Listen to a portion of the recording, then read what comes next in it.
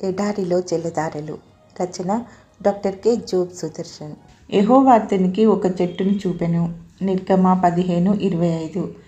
బైబిల్లో బాదము, జల్దరు, యాపిల్, దేవదారు, తుమ్మ, గొంజి, తైల వృక్షము, తమాల వృక్షము, సరళ వృక్షము, చీనారు, జంగిసాలు, అంజూరు, అర్జ, బదరి, రేగు, కంబలి, ఒలివ, తాళ, దానిమ్మ, మేడి, దబ్బ, నీరవంజి మొదలైన చెట్లను ప్రస్తావించారు. చెట్టును మనిషితో పోల్చి చెప్పిన సందర్భాలు బైబిల్లో ఉన్నాయి. నెబుకద్నెజరు కలలో అతన్ని చెట్టుతో పోల్చిన విషయం ఉంది. దానియేలు 4:22. యెహోవా నాటిన చెట్లు అని సియోను వాసులకు పేరు వస్తుందట. యెషయా 61:3. దేవుని ప్రజల ఆయుర్దాయం చెట్టు వయసంతా ఉంటుందంట.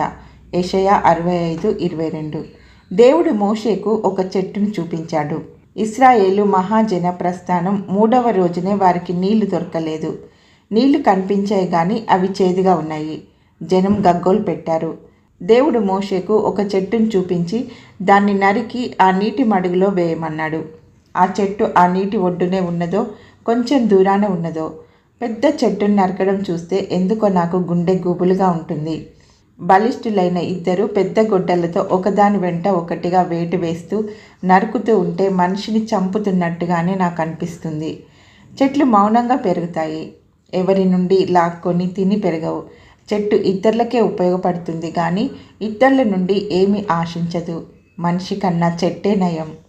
ఈ చెట్టును చాలాసేపు నరికిన తర్వాత అది పెలపెలా నిలువున కూలిపోయింది.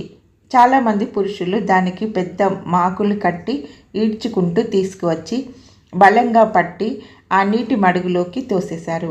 పెద్ద శబ్దం చేస్తూ అది నీటిలో పడి అందరు చూస్తుండగానే క్రమేణా మునిగిపోయింది. ఆ పైన ప్రజలంతా కుండలతో నీళ్లు ముంచుకొని తాగారు. నీళ్లు తీయగా ఉన్నాయి. ఈ చెట్టు యేసు ప్రభునే సూచిస్తుంది. ఆయన యెషై మొద్దు నుండి పుట్టిన చిగురు. యెషై 11:1. ఆయన సజీవుల భూమిలో నుండి కొట్టివేయడం జరిగింది. ఆయన నరికివేసిన తర్వాత ఆయన మూలంగా మన జీవితాలు భవిష్యత్తు మధురమైనాయి. ప్రభు నమ్ముకున్నవా? నీవిక మారా కాదు, మధురమే. ఆయన మ్రానుపై వేలాడాడు. ఆయన్ని స్వీకరించకపోతే గొడ్డలి చెట్టు కాండానికి చేరవేసి ఉంది. చెట్టును నరికేసే సమయం వచ్చేసింది. జీవవృక్ష ఫలం తినగోరేవారు రండి.